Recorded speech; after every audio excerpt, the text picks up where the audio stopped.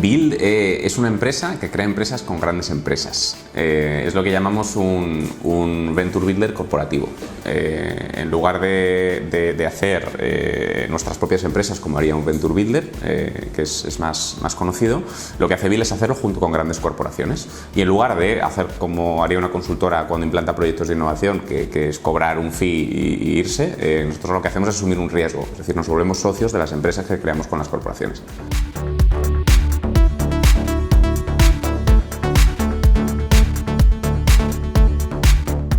Sí, bueno, Build surge precisamente por eso. Nosotros yo venía de tener un Venture Builder propio, Sonar Ventures, y durante el camino, pues bueno, creamos nuestras propias empresas, nos fue en algunas cosas bien, en otras mal, aprendimos un montón, hicimos un montón de cosas mal, y durante el camino empezamos a ver esta necesidad en las corporaciones. Fue precisamente varias interacciones durante 2015-2016 se estaba empezando a poner de moda esto de la innovación, de las startups con las corporaciones y tal.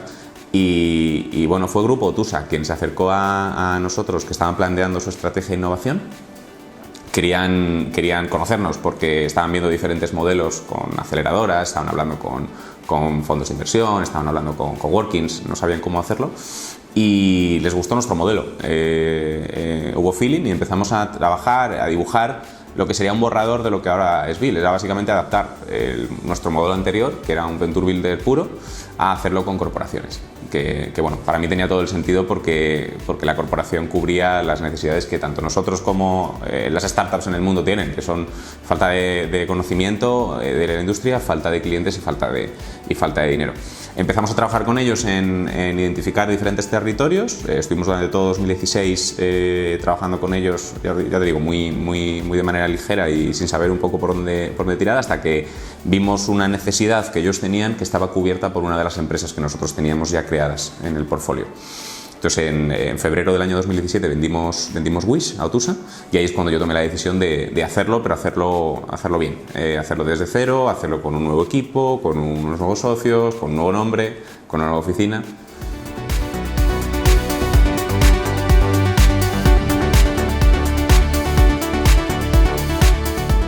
Pues como os decía antes, Build, nosotros ganamos dinero asumiendo un riesgo durante el camino. Es decir, cuando nosotros identificamos una oportunidad junto con una corporación, a veces son ellos los que lo han identificado y se acercan a nosotros, a veces somos nosotros quienes se acercan a ellos con algo ya identificado. En cualquier caso, después de validar una solución al problema que hemos identificado, es cuando decidimos crear la compañía o la unidad de negocio. No siempre es una startup, una SL lo que se crea. Y en lugar de cobrar un fee por nuestra dedicación, pues como hace una consultora, nosotros nos quedamos un porcentaje de aquello que sea que hemos montado. Se supone que si hemos hecho bien nuestro trabajo, aquello que sea de lo que tenemos un 10, un 15, un 20%, es interesante estratégicamente para la corporación como para querer quedarse con nuestra parte y comprarnos nuestra parte. Y ahí es donde Build gana dinero.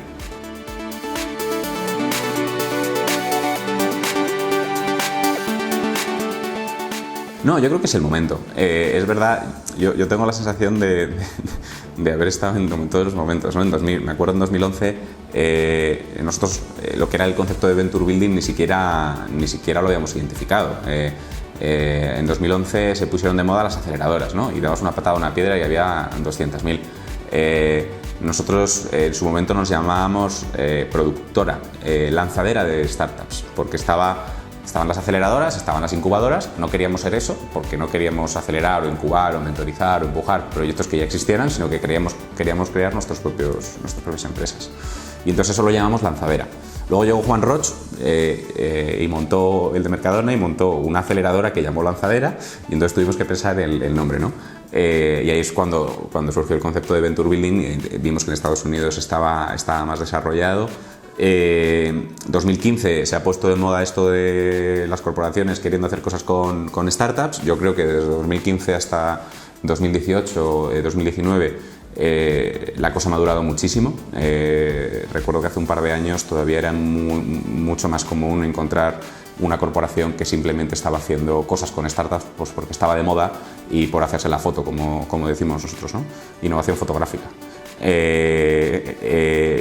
un poco lo que nosotros buscamos es todo lo contrario. Quizá cosas que hacen menos ruido, pero que son más interesantes para la corporación y que generan resultados reales y euros facturados. Y es lo que un poco buscamos nosotros.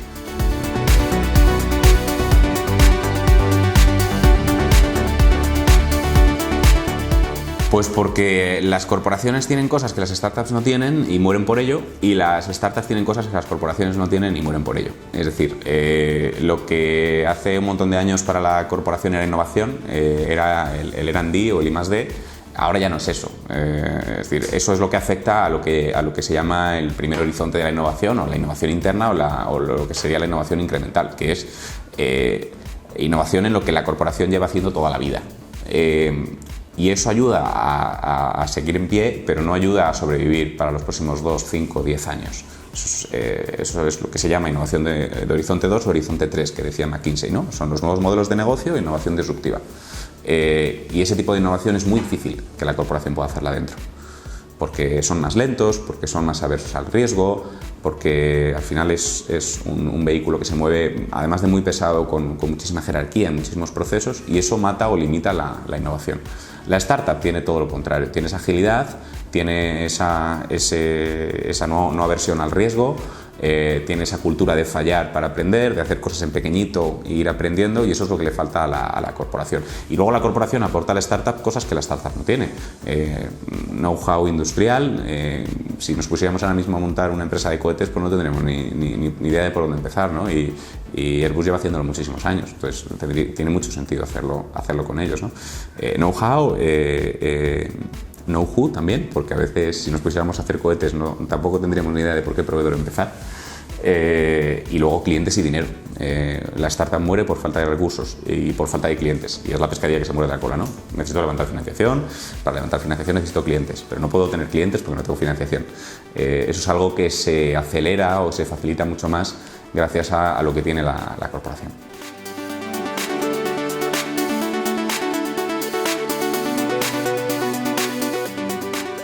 Nos preguntan muchísimas veces si nos enfocamos en algún sector en específico, y no, yo siempre digo que no, porque dado que no hacemos esa innovación incremental o esa innovación interna, para nosotros no es necesario ser súper expertos en la industria en la que estamos trabajando, porque tenemos que ser muy buenos extrayendo todo ese conocimiento de dentro de la corporación. El tipo de innovación que nosotros vamos a hacer es sobre todo desde nuevos modelos de negocio, y para eso no hace falta saber muchísimo de la industria, hace falta saber, obviamente entenderlo, y que la corporación te dé todo su conocimiento. Es mucho más fácil identificar innovaciones en cosas, en mi opinión, en cosas que tocamos y vemos todos los días, es decir, todo lo más ligado al consumidor, los viajes, la alimentación, el retail, es mucho más fácil identificar innovaciones, ¿no? En cosas, sin embargo, es más difícil para nosotros, obviamente, disrumpir, o para cualquiera de los que estamos aquí, disrumpir la industria de los cementos, porque no sabemos cómo funciona. Sin embargo, ese tipo de innovaciones, ese tipo de corporaciones son muy interesantes para un modelo para ese tipo de corporaciones es muy interesante un modelo como Bill, dado que no existen startups fuera, precisamente por eso, que ataquen el sector de los cementos o que ataquen, no sé, industrias más complejas, ¿no? Entonces muchas veces en ese tipo de corporaciones el venture building es genial, porque es la única manera, digamos, de atacar ese tipo de problemas, ¿no? Es lo que decimos, lo que dice uno de los socios, incubación por excepción. Es más difícil encontrarla fuera y me la tengo que montar yo.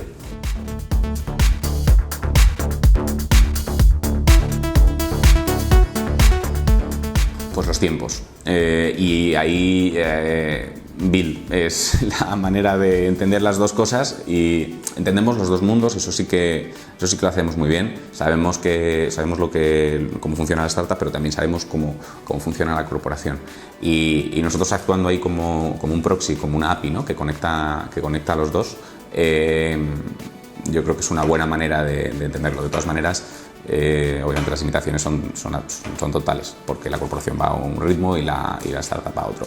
De todas formas, creo que eso está cambiando y cada vez más la corporación está entendiéndolo, y departamentos de innovación ya tienen un fast track, ¿no? a la hora de comprar servicios de una startup, que no tenga que pasar por su proceso de compras de año y medio y la startup termina muriendo, ¿no? Precisamente montamos Build por eso, para acelerar, para eliminar esas diferencias, ¿no?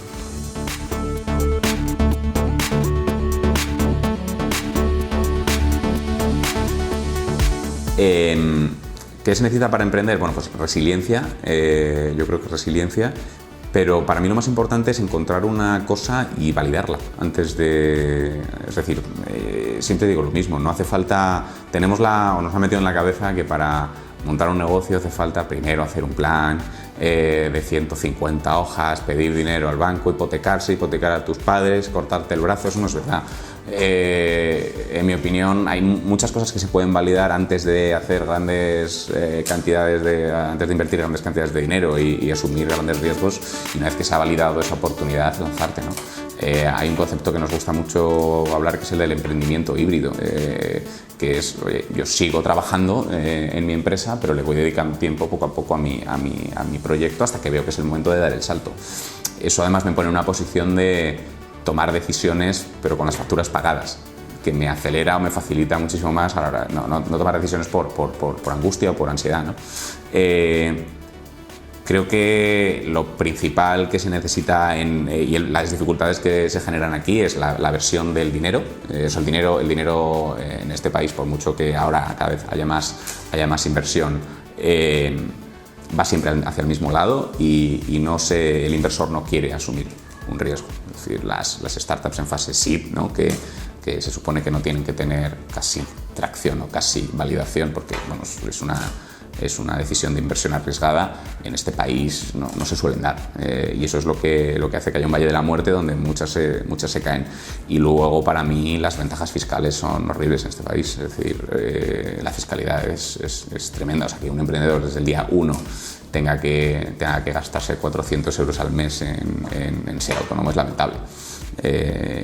Que una primera factura tengas que pagar el IVA, aunque eso te vaya a pérdidas, es lamentable también, ¿no? Yo creo que eso ayudaría muchísimo a que surgieran otros proyectos.